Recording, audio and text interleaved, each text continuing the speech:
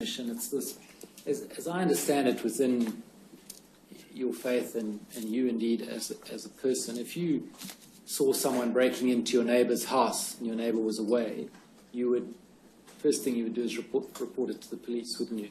Yeah, that's true. And if you received reliable information, and I understand this is hypothetical, I hope you've never been in this position, but if you received reliable information that a murder was planned, the first thing you do is report it to the police. That's true. But if you receive a report that a child has been abused within a family, for example, in your community, you don't report it to the police.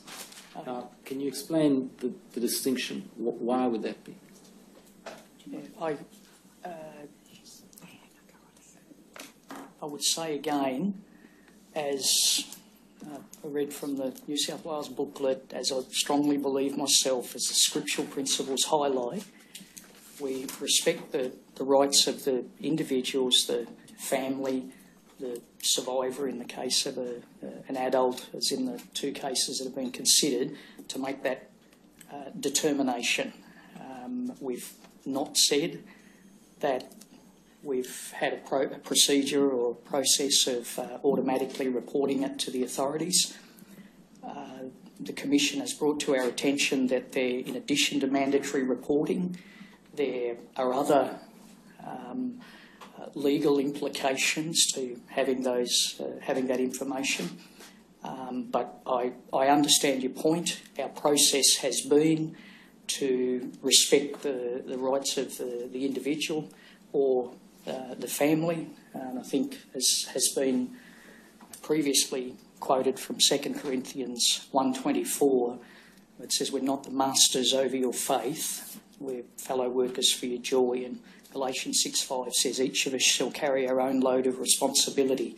So it's been mentioned that we control every aspect of family life. That's not the case. We respect the rights of families to make some of those decisions, but I do understand your point. Well, is it not the case, Mr. Spinks, that it's because child sexual abuse is regarded as a sin within the Jehovah's Witness faith? It's a very serious sin, I'll grant you that, but it's regarded as a sin, but hasn't been recognised to be a crime.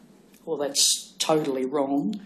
Not only is that printed, that we view child abuse as a sin and a crime. There is no worse sin and crime than child abuse. So I understand the basis for you expressing that, but that is totally the opposite to the truth with Jehovah's Witnesses. No further questions. You, Mr. Spinks, just helped me to understand the role of women in the Jehovah's Witness Church. There are some fairly strict biblical New Testament injunctions about the role of women. Are they adhered to by your church? I promise to give a short answer, Your Honour. We have such respect for our wives and women. We see scripturally that the role of teaching in the congregation is for the elders, for the men. Who does the bulk of the preaching work and adds the momentum? My wife, the other wives.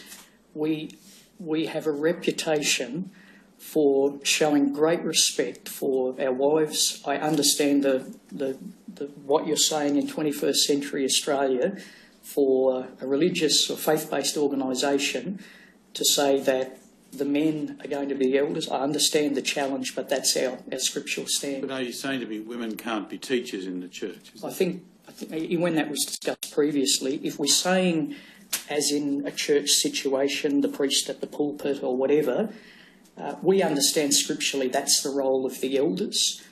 Are the women involved in teaching, in the public preaching work, in the bulk of the ministry? Yes, they are. They do the bulk of that work, but I'm not trying to... Are they allowed to speak in the church? I think anyone who's been to one of our congregation meetings would say a resounding yes. to that. Corinthians says they can't. The context there is the elder, minister, priest standing up and giving a Bible lecture to the congregation. That's the role of the elders. The women, as with all others, non-elders, amongst the men, our children, they all participate, question and answer, commenting freely, and presentations off the platform. We'll just look at 1 Corinthians 14, 34 and 35 for me.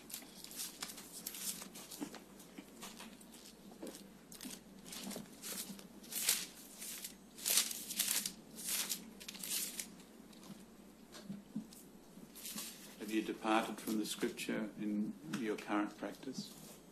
Not at all, Your Honour. I think... would you read them out so everyone knows what we're talking about? 34 and 35? Yeah. Very good. Well, you better start at 33, I suppose. Okay. It says, for God is a God not of disorder but of peace, as in all the congregations of the holy ones. Let the women keep silent in the congregation, for it is not permitted for them to speak. Rather, let them be in subjection, as the law also says. If they want to learn something, let them ask their husbands at home, for it is disgraceful for a woman to speak in the congregation. Well, do you follow that injunction or not? If we read the whole chapter, I'm not suggesting that we do, but if we read the whole chapter, we'll see that the reason it starts with a God of disorder, not of disorder but of peace, is that there was disruption in the congregation, and the Apostle Paul, who I might mention was a single lawyer, spoke in a language that we would certainly phrase a little differently today. His point was it was the role of the men to stand up and teach God's word from the pulpit to platform. And so do we try and over-literally interpret that? The Gospels are full of the women doing the preaching and sharing in the work in the congregation. That's just a really strong statement addressing a particular situation. So you don't follow that one? We do not have sisters who are elders teaching from the pulpit, but they are actively involved in speaking and discussions and question and answer. Asking questions. So the answer to my question is you don't follow that injunction? Well, it's out of context, I'm sorry, Your Honour, because the context is the priest preaching from the pulpit. All right. Just on that, I think the transcript may have picked up the wrong reference. Is it 1 Corinthians 14? No, I've lost it now. I think the verses were wrong, 34 and 35. 33, 34 and 35. Chapter 14. 14, yeah. Thank you. 33, 34 and 35. I mean, there are other references in a similar vein, and you've probably travelled this territory many times, haven't you? Because, as you know, many churches don't interpret and apply those injunctions in the literal way that your church does. That's correct. You know that? I do. Does anyone else have any questions? I do, Your Honour, if I may. Well, who goes first? All right, I do, I think. All right. Okay, Ms McGlinchey. Mr Spinks, my name is Miss McGlinchey and I represent Monty Baker in these proceedings. Mr Spinks, can I just ask, does the Jehovah's Witness Church conduct children's activities such as Sunday school or Bible classes for children? No. They don't? No. They don't have any child activities? No. Even creches? No. Childcare centres, anything like that? No. All right. So there's no activity where children are supervised alone with a Jehovah's Witness volunteer? That's correct. Thank you. Mr Spinks, could you look at your first statement, paragraph 66?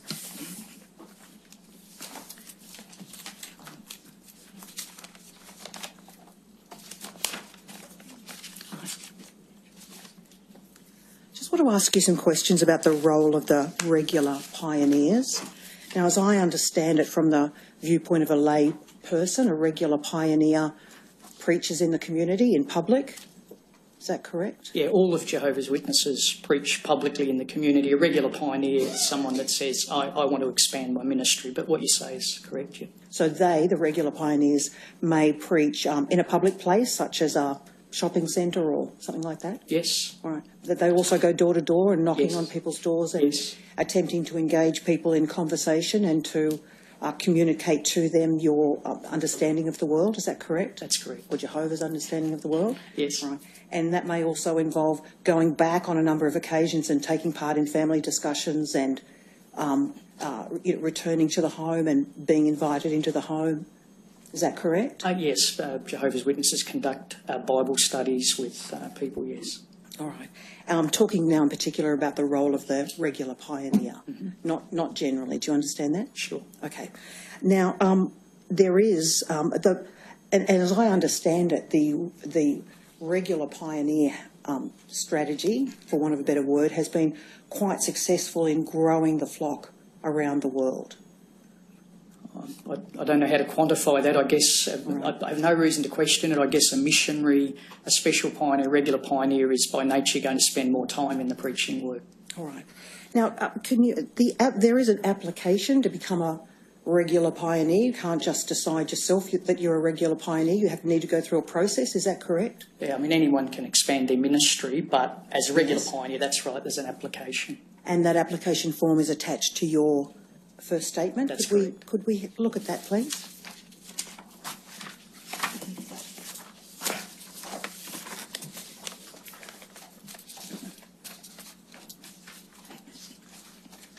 Do you have that in front of you? I do. All right.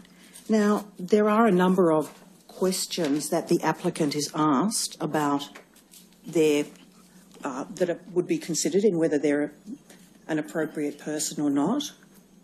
In the question 6, number C, you ask, have you ever engaged in child sexual molestation? Yes. All right, okay. Now, the next one, D, if yes, when? Correct? Correct. All right. So you would be expecting a person to disclose that to you and you would ask further questions, such as when? That's correct. All right. And the next question is, are you now of good moral standing and habits? Is that correct? That's correct. Right.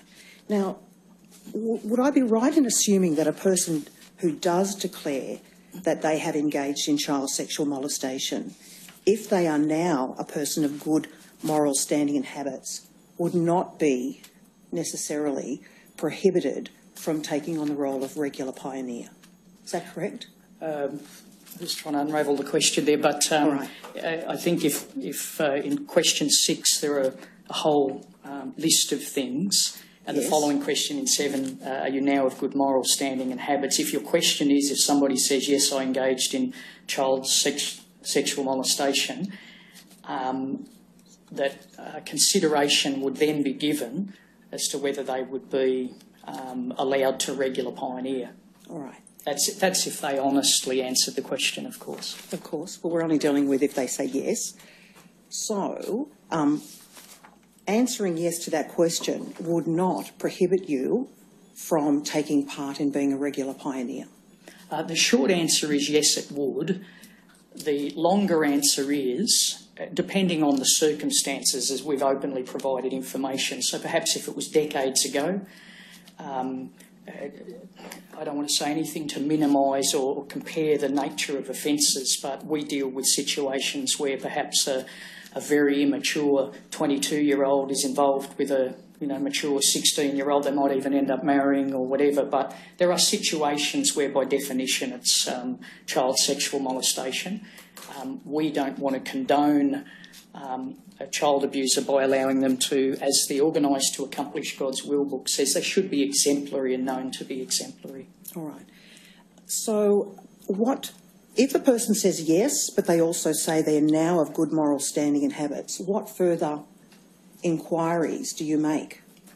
The elders are instructed. There is a letter, by the way, it's in the submission or in the tender documents. I believe it's July 2014, thereabouts, that actually sets out the process. So the elders would then get all the details of that and write to the branch office. So it would be held up at that point.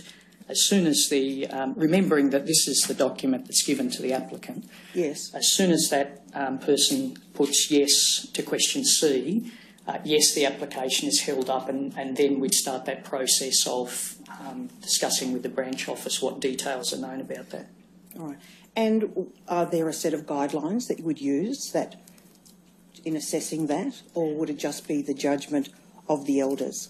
No, they contact the branch office. So the full details are provided to the branch office. The principles of the S66 guidelines that have been just looked at before, and the Bible principles, the same is applied in this situation. All right. Is there any external checks that you would undertake? And by external, I mean, for example, a police records check. Would you seek one of those? I think as we've in our documents show that where working with children check is required for ministers, I think there's about 7,000 now, but for a regular pioneer, we have no requirement at this stage that's the case. Can I just get you to address your mind to a situation which I'm suggesting of a person has said yes, but they've also, to that question that they have engaged in child sexual molestation, they're also saying that they're now of moral standing, good moral standing and habits. And I understand that there's a process with head office, but would you, in that circumstance, seek any external tests for that, such as a criminal records history? I think we've... Is that the answer no? The answer is no. All right. Would, in that circumstance, you require a person to provide a working with children check? That's not been the case. So the answer is no? Correct.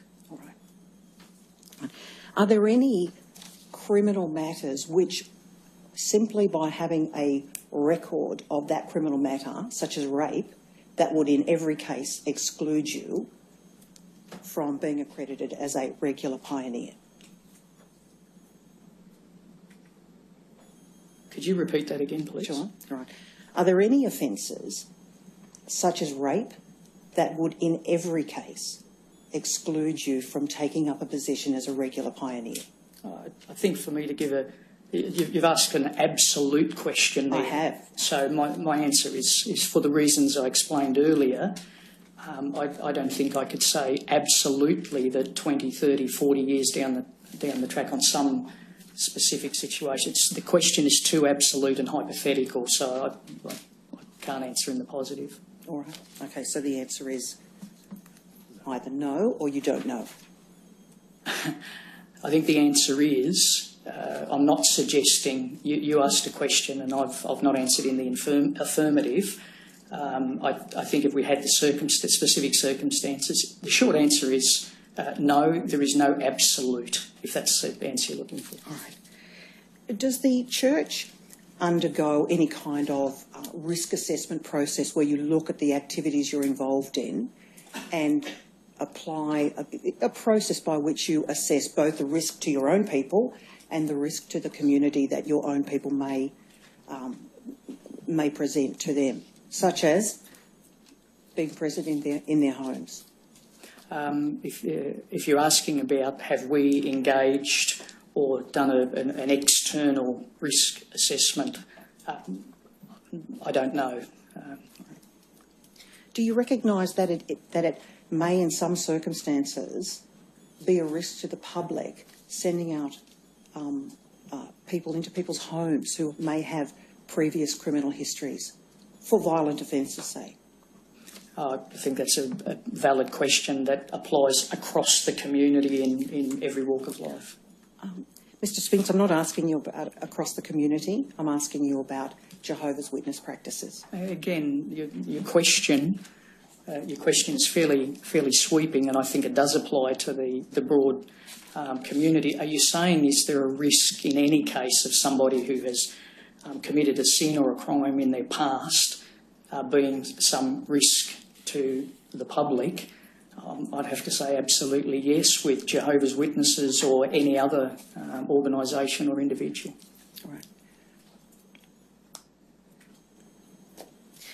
Could I ask you to look at paragraph 73 of your first statement about elders?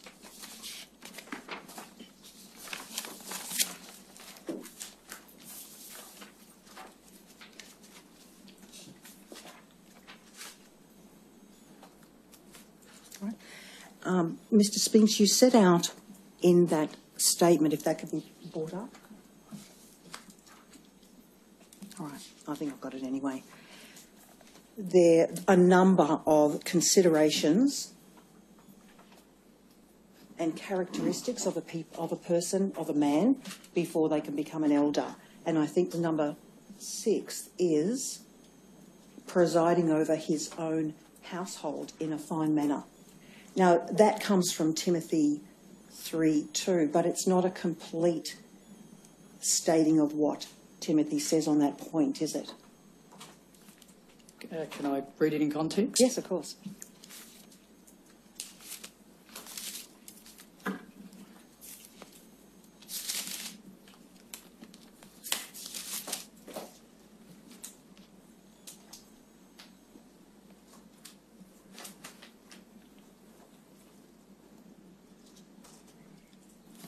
So it's an open expression in the middle of a series of verses. That's what was your question? All right. Timothy 2 says, in describing the characteristics of an overseer or an elder, a man presiding over his own household in a fine manner, as you've stated, and then there is a comma and it says, having his children in subjection with all seriousness.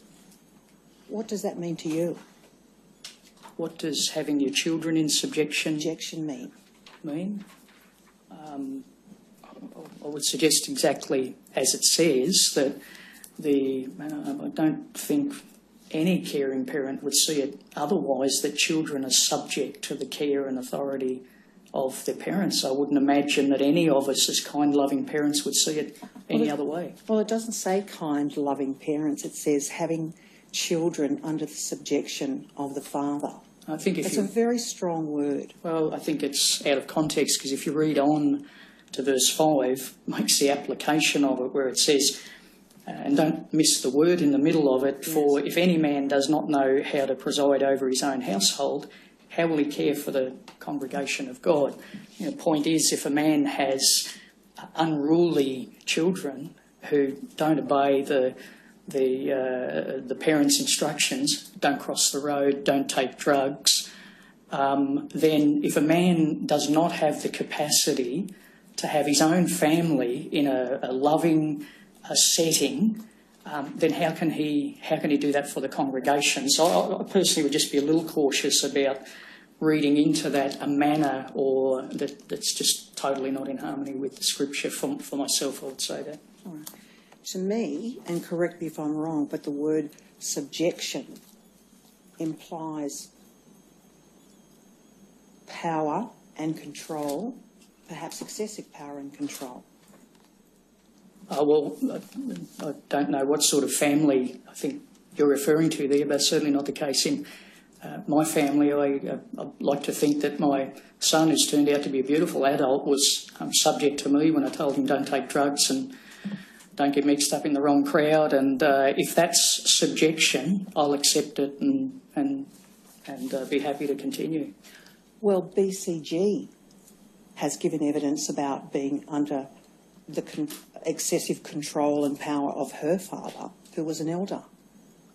Again, you probably need to be cautious to make sure that we stick with the facts. He wasn't an elder, so just if you could be cautious with that. I'm sorry, if that's correct. Apology accepted. In addition... He was a ministerial... Thank you. In addition, if anybody in this commission or anybody of the thousands in Australia that are listening in and think that BCG's father was anything but a tyrant, some horrific recollections that she makes has nothing to do with all the kindly families in the broader community, he treated her in a diabolical manner, and I've no excuse for what he did. I'm just grateful that he's ultimately felt the consequences of that, and what BCG says she has every right to say, and we've no question over that. Would you agree, or if this is within your knowledge, that the idea that children should be under the subjection of their fathers is, in the wider community, a very old-fashioned concept? I'm shocked to hear you say it.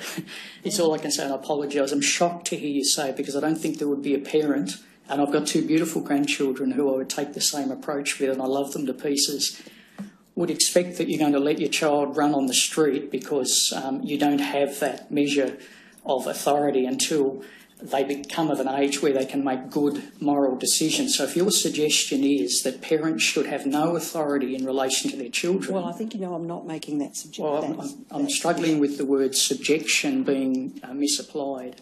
Right. Well, you are biblical literalists, and that's what's in the Bible. It doesn't say loving authority, it doesn't say care, it says subjection. The point that I'm trying to make, and I'll get to it a little bit quicker, is that do you think that by following biblical structures such as that perhaps children would not feel able to make complaints about their fathers if their father is the source of abuse, or to make complaints generally? I think it's, with respect, please don't think I'm contending with you. You're expressing viewpoints and I'm expressing mine back. No, I'm asking... It's such a broad, sweeping, ill-informed comment that what you're doing is taking a tyrant of a man who's been to prison, that we won't let back into our congregation, who mistreated his daughter, and insinuating that loving... Mr. Spinks, I think the question's being put to you generally, not specifically. We had this difficulty before. Can you answer it in the general, which is what's being put to you, rightly or wrongly, is that by using the word subjection and creating a relationship of subjection, there's a real risk that a child will feel unable to complain about the actions of their father. Now, I have to tell you that I can understand the proposition. Is there an answer to it? Again, Your Honour, I just invite anyone to visit our families. I can say no more than that. Just meet the families, see Jehovah's Witnesses. That's not the way. Was BCG's father, are some fathers like that way in the community generally? Absolutely, and I loathe it. But Jehovah's Witnesses love their children, support them, care for them. I understand the point, and if parents are authoritarian with their children or subject their children to unloving conduct, then I reject that and I loathe it. Thank you. Nothing further. Anyone else? Sorry? Oh, you could... I heard a voice. I have a few questions. Yes, very well. Mr. Spinks, my name is Gallagher and I represent BCB. Are you aware of BCB's experience with Jehovah's Witnesses? Yes, I heard her. And you would know, wouldn't you, that she was involved in a situation where the abuser was brought to her home with two elders. Of course, that is something that, are you saying now, would probably not occur? I'm certain it wouldn't. The fact that she was 22 years of age is irrelevant. I think it was an inappropriate setting, yes. Ms. Gallagher, can you just bring that microphone so that everyone at home can hear you? A moment. It'll move. Now it's moved. Sorry, I beg your pardon. And so you're aware, aren't you? Did you watch her evidence or listen to her evidence? Yes, I listened to it, yes. Right. So you're aware that she and her husband, who was fairly young at the time, both handed themselves over to the elders in the sense of trusting them with the process? Yes, I understand that. And the process, and this is unsatisfactory, I think you'd agree, was not explained to her or her husband? I understand that. I have no reason to question what she said. I accept what she said. And of course, that's an unsatisfactory turn of events for them, in the sense that the process of the inquiry, the investigation, wasn't explained. Certainly that's her recollection. I have no reason to question it, and it wasn't a good setting. No. So you agree it's unsatisfactory? That was at that time, absolutely. Yes. As it stands now, just as to practicalities, if a young child comes forward, or there's complaint from a young child, of course they would not face their abuser. Is that so? That's correct. All right. So there's a statement, or the allegation will be put in writing in some way. Is that right? That can be the case, yes. Would that allegation be taken by an elder? It can be the parents. I think there's several examples of that in the case files that you may have read. No, I haven't. It's in the case files. Yeah. Right. So what if a parent were an alleged abuser? What would be the situation? Then it would need to be the guardian parent or whoever the child had come to seek support. Right, so not an elder. I think we've made it clear that the statement can be taken by two witnesses. The elders are involved in the process. We've made that clear. Who actually is the best person? And again, I think you'll find in the case files there's some examples where parents have provided that.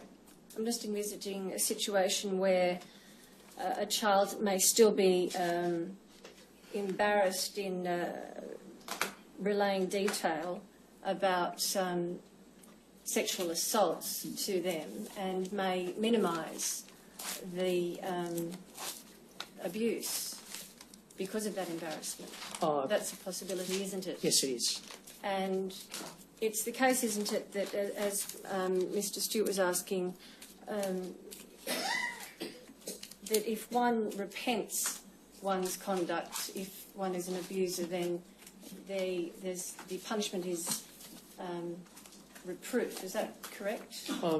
That's extremely simplified, but if the individual was genuinely repentant, and my experience has been that would generally relate to historical cases. It'd be very difficult for anybody to conclude that somebody who had recently abused a child, it would take an enormous convincing that their repentance could be commensurate with the degree of deviation. Yes, but certainly if there was a situation, the current process lends itself, doesn't it, to the possibility of the abuse being minimised by the person who's alleging because of the way the statement is taken. That's a possibility, isn't it? Certainly, it's a possibility. And that because of the lesser punishment handed out for somebody who repents, then they may indeed confess to harm that they know to be inaccurately conveyed.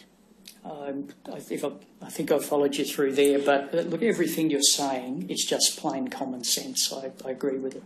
Certainly there's an inducement to confess to wrongdoing, isn't there, in the sense of the punishment is less, one isn't disfellowed. Disfellowshipped, right. Disfellowshipped.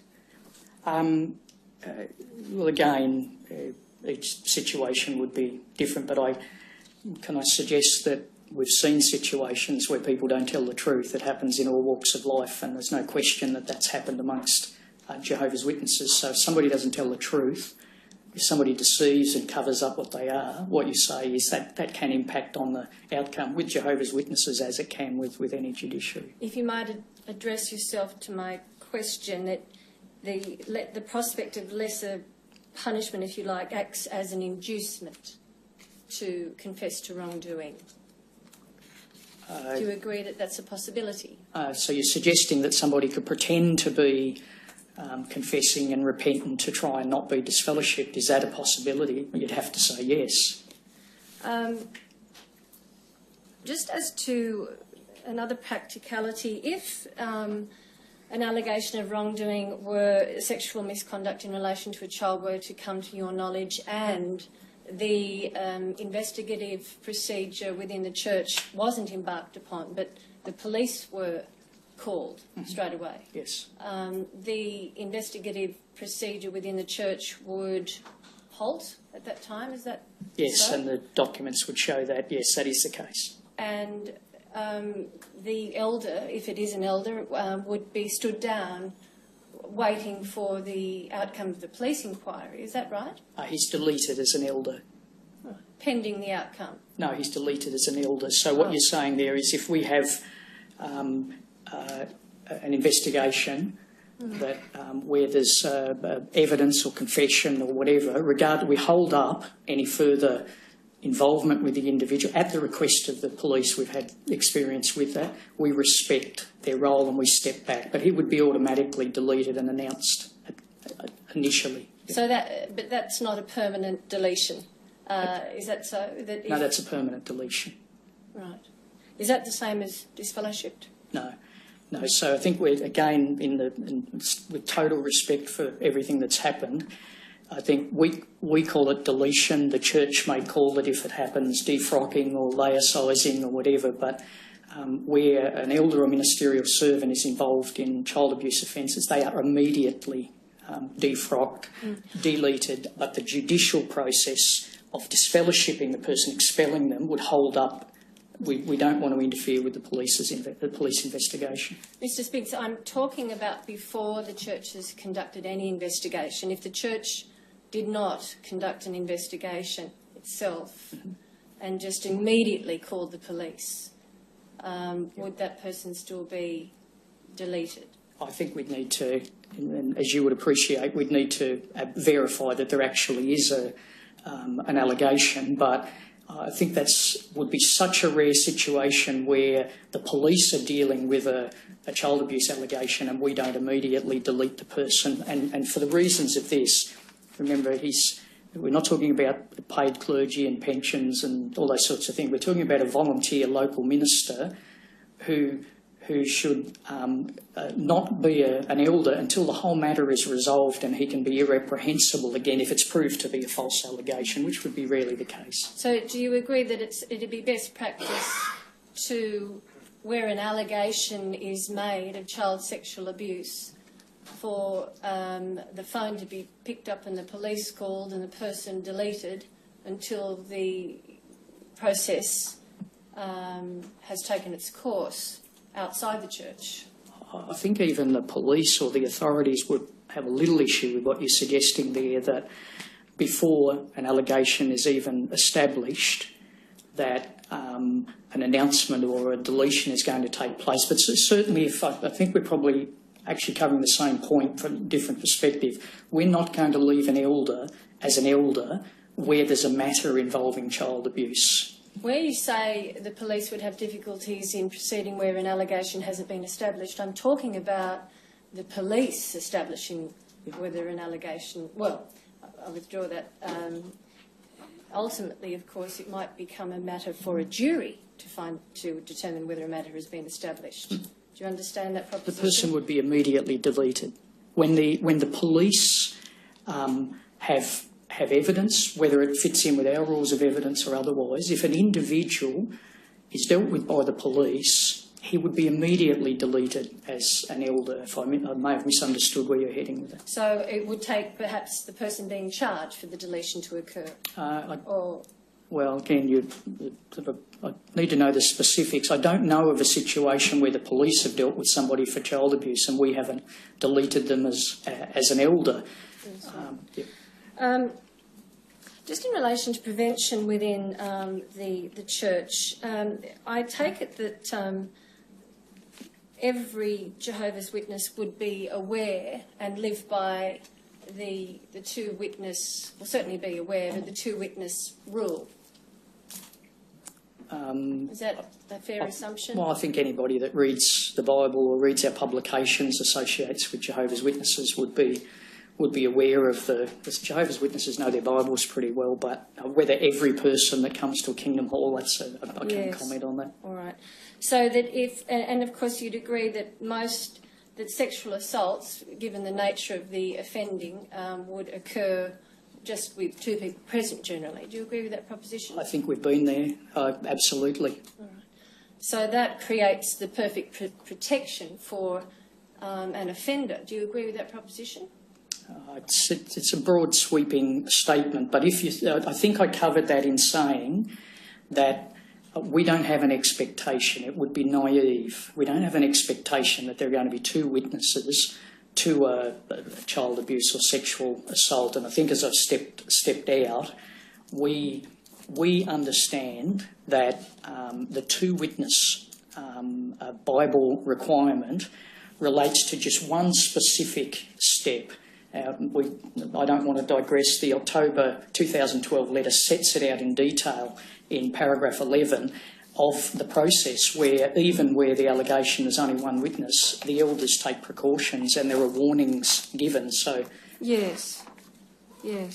I think it's noted there, however, even though the elders are not authorised to take congregation action where there is only one witness, the elders should remain vigilant with regard to the conduct and activity of the accused. Certainly, but I'm talking about prevention. I'm talking about moving forward in the sense that the two-witness rule would effectively create a shield for an offender who is part of the church who knows, well, I can do what I want. It's not going to be proved without two witnesses. Do you agree that that's something that might go on in the mind of an offender?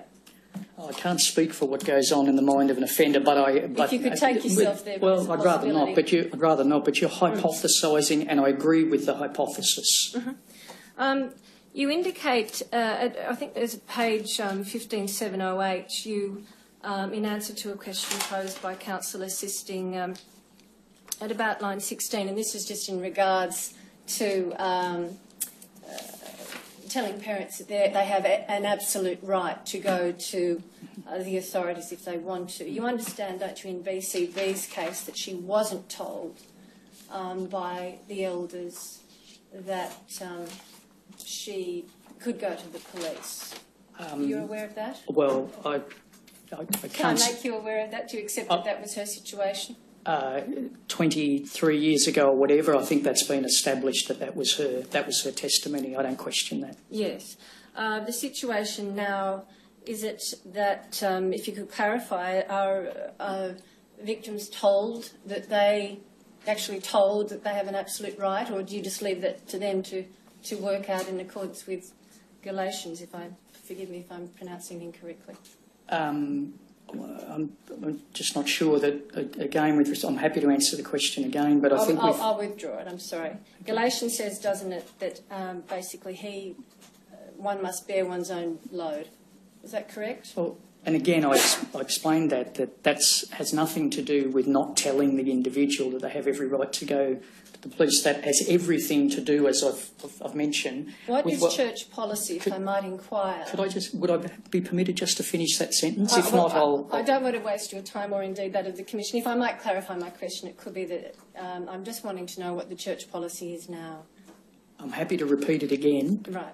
In every allegation of child abuse, I'd open it and read it again, but I think the Commissioner might get frustrated with me. But in every allegation of child abuse, the elders are informed, reminded, as they've got written there, to make sure that the survivor or victim's family are told that they have the absolute right to deal with it with the authorities, and that the elders will support them in that. So we have repeatedly said that. And so certainly, and that's at a time when the elders may indeed have established to their own satisfaction that they believe the allegation. Look, again, for the sake of the Commission, I'm sorry to repeat myself, but the Chapter 12 of the Elders' Handbook, if you recall, specifically says at the time they first hear of the allegation. So there may be no evidence, it may be hearsay.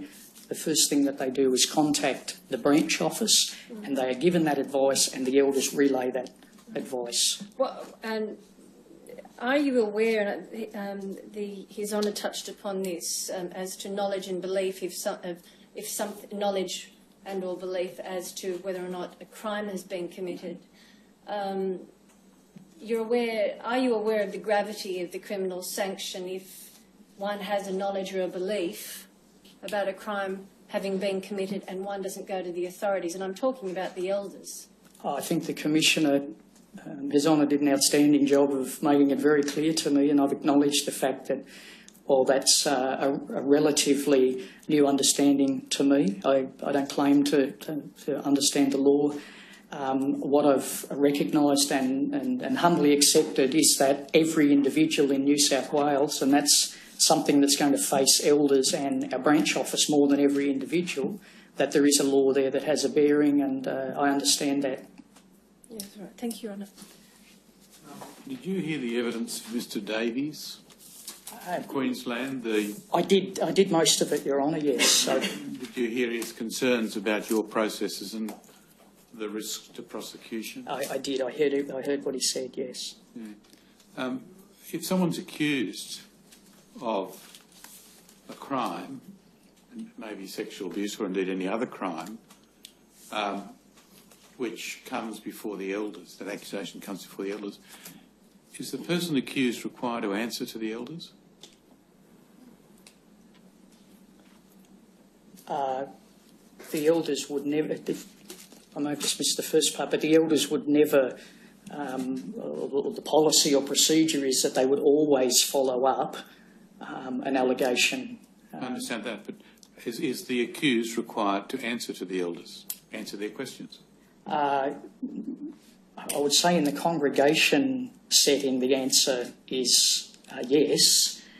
Then if the individual failed to do that, it would be difficult for me to understand how we would continue in the congregation, or that the parents or victim wouldn't be encouraged to deal with the matter through another course. So in order to, as it were, protect him or herself within the setting of the church, the person would be required to answer the questions of the elders. Is that right? I think the clear Proverbs 28 verse 13 says, confess your sins. Is there a scriptural obligation for them to confess their sins? Yes, there is. Could they refuse to do that? I guess the answer would be yes. What about not confessing your sins but articulating your defence? Would you have to do that? The accused? Yeah.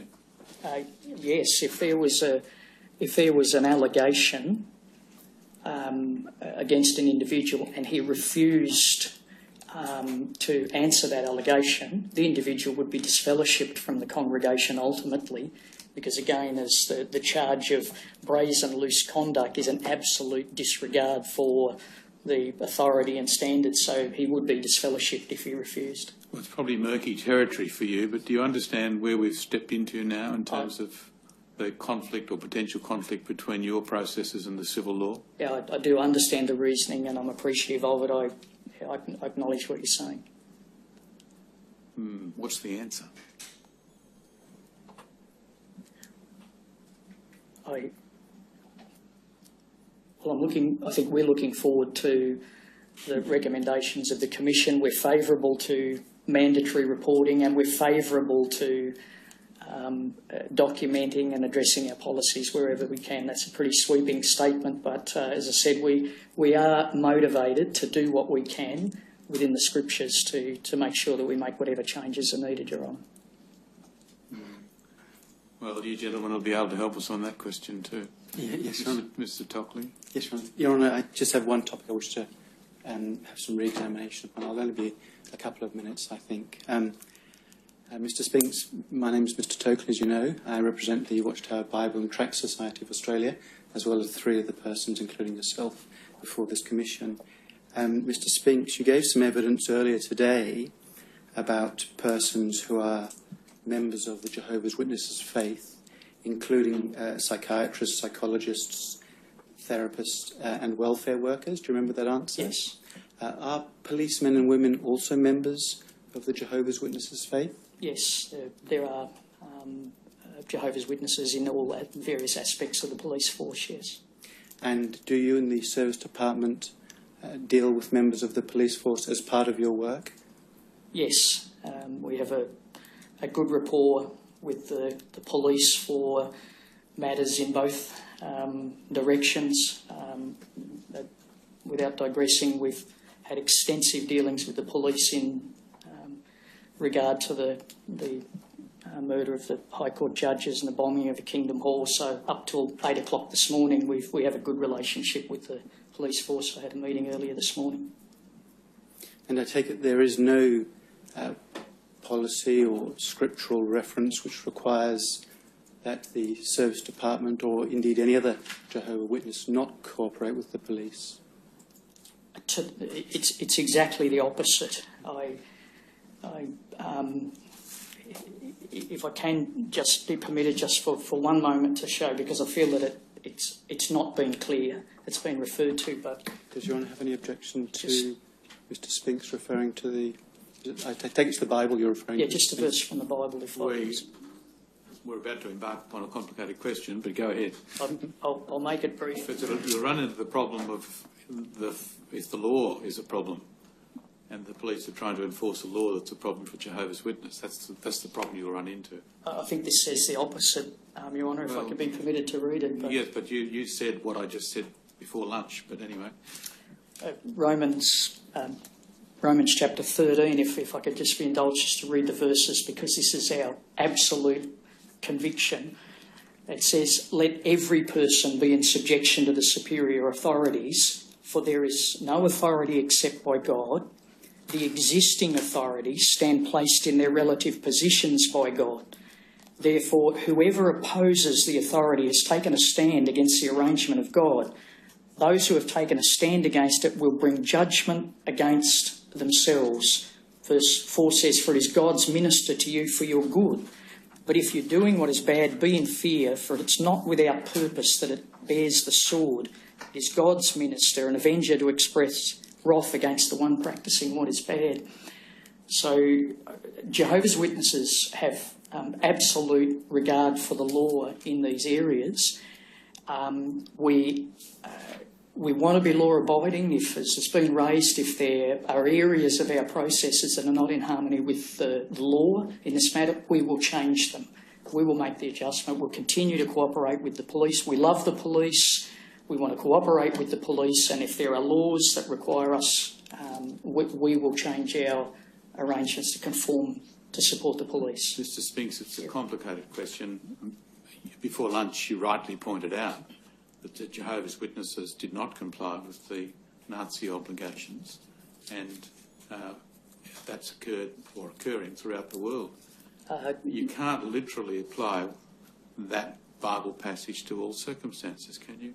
I read before Acts 5:29 that talks about obey God as ruler rather than men. If a government, as the Nazis did or as South Korea does, says that I have to go and kill people, then I'll default to God's law and I'll go to prison for the consequences. When the Australian law says you report every case of child abuse regardless of the wishes of the victim, Jehovah's Witnesses will fully comply with it. There is no question about us obeying the law. I understand that, but you have to make a judgment is the point, don't you? You have to, as a Jehovah's Witness, you have to make a judgment. Not with regard to the law in relation to things that don't conflict with Bible principles, because reporting child abuse at any level does not conflict with Bible principles, and we would happily comply. I take it from what you've said in answer to His Honour's questions that you draw the distinction between those legal requirements of a government which are regarded as being in conflict with the Scriptures, which you will not observe, and that's why you gave the examples of Nazi Germany and Korea, correct? Yes, that's correct. And those legal requirements which are in harmony with the Scriptures, which Jehovah's Witnesses will comply with. Absolutely. And that's the distinction that you seek to draw. That's correct. Thank you. Thank you, Honor. I have no questions. No more questions. Your Honour, I did have a question, but I note the time. No, you ask your question. Thank you, Your Honour. Well, I had 3, but I'll try to limit it, given the time. For the record, my name is Ms David, and I represent BCG. It's on this point of cooperation. This is with the other counsellors, psychologists, and persons who would assist victims. I just want to be clear that it is not just in circumstances when the victim or the parents of the victim raise that they want to go to the authorities, that you will advise them that it's their right to do so. Is it the case that you positively tell them that there are a variety of options and authorities that they may wish to speak to? Do you positively counsel them in that regard? Well, again, I can't speak in the absolute, but my understanding would be that in every case we positively go to the parents and say, if you choose to, you'll have our full support. Do we go and say you must go to the police? We don't do that. No. Well, I'm really asking you for somewhere in between there. It just concerns me with respect to some of the language you've used, that you would cooperate, you will, you respect their right if that's what they want to do. Do you tell them that that is an option that is available to them? In every situation, to my knowledge, we do. Right. And that is what you counsel the elders? That's correct. Right. And that is a new practice? Why do you say that? Well, I represent BCG. Oh, so did the elders do that 24 years? No, in fact, she has made a statement that she was instructed to the contrary when she raised it some years later with the elders, that she was in fact advised that she would be defellowshipped if she did, and other matters. But I guess what I'm concerned is that victims and their parents or guardians are aware not only that they have that right, but of persons who they might go to. I think I've answered that question. Did that happen 24 years ago? I have no intention of disrespecting BCG's recollection. Yeah. And just if I could seek the Commissioner's indulgence for a minute, just in relation to the issue of support, because what concerns me that in your statement, I'm not going to go to each paragraph, but on a number of occasions you have said that you take steps, you advise the elders to protect and support the victim. Again, I come back to BCG, but it is plainly clear from her statement that she did not feel supported and she did not feel protected through that process. Do you agree with that from having heard her evidence? Do I agree that was what her evidence was? Absolutely, Yes. I heard it, yes. And you heard from the elders that they believed that they gave her support. I heard that too. Well, there's a clear disconnect there, isn't there? There's two different recollections. Well, no. What I want to suggest to you, it's not a different in recollection. There is a clear disconnect, because while a well-meaning elder might believe that he has provided support, what it really highlights is that they are completely inexperienced and unable to provide the sort of support that a victim of child abuse needs. Isn't that what that indicates? I think that's the longest question I've heard all day, but I think what sorry if I can, I think what you're saying is if I had the power to be able to go back 25 years, I think... No, Mr Spinks, no. What's being put to you is that this is not a question of recollection. Mm-hmm. It's the fact that the report from the survivor as to the way she felt, which is her own truthful account, is something which the elders obviously did not understand or appreciate. And that may be because of the limitations that old men, like me, might have in dealing with intimate allegations from a young woman about what has happened to them. Do you understand the point? I do, and I accept that. Yeah. Well, accepting it's one thing, but then what's built into your process, if you accept it, is the risk in every case, when we're talking about abuse of this nature, that the survivor will feel unsupported and indeed may well be traumatised by the process. You understand? I do. And that's a very serious position for the Jehovah's Witness to be in, and a matter of concern to the Commission. Do you understand? I do understand. And that the case of BCG highlights that there are gross inadequacies in the way that the Jehovah's Witness congregation deal with these matters, notwithstanding their good intentions. I'm not suggesting that. I'm just saying that they are clearly, from BCG's point of view, as an example, I'm sure representing many other victims, that change needs to occur to ensure that there is a comprehensive regime in place to look out for her, not that the elders don't have that capacity. Do you agree with that? Again, it was such a long question, but if I understand the criticism, and I think again I would say I do understand what you're saying. And that there needs to be that is an area that you need to look at seriously within your processes, and to ensure that you can properly support and protect a victim such as BCG. And continually do so, continually reevaluate and accept those observations. And to accept those observations, precisely. Yep. Yes. I agree. Thank you. Your Honour, there is one that I should put to Mr Spinks briefly. Mr Spinks, it's just in relation to your evidence in the last short while where you said that elders are informed to make sure that the survivor or victim's family are told that they have the absolute right to deal with it with the authorities. And if I can take you to your Shepherd the Flock handbook, that's tab 120 at page 131.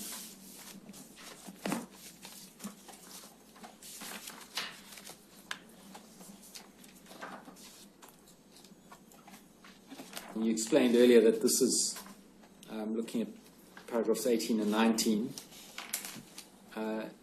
From here is what you explain, the generic advice you give, and it's based on what's written here. And you'll see in paragraph 19, just below the bold, it says, if you are asked, make it clear whether to report the matter to the authorities or not as a personal decision. And I suggest to you that that's where the truth lies. The truth, in fact, is that you tell your elders, if you are asked, make it clear that whether to report the matter to the authorities or not is a personal decision, and that it's not something that you tell them in every case, not something that the elders are instructed to tell the families in every case, that it's their absolute right to deal with the authorities. Do you accept that? No. Is that another document that needs to change then? Yes, I think earlier, if I can, I recounted under oath what we do and what we say, and have acknowledged that we certainly need to put these references together and document what is actually done, and I apologise that that's not the case. Very well, thank you for your evidence. You're excused. And we'll adjourn until 10 in the morning.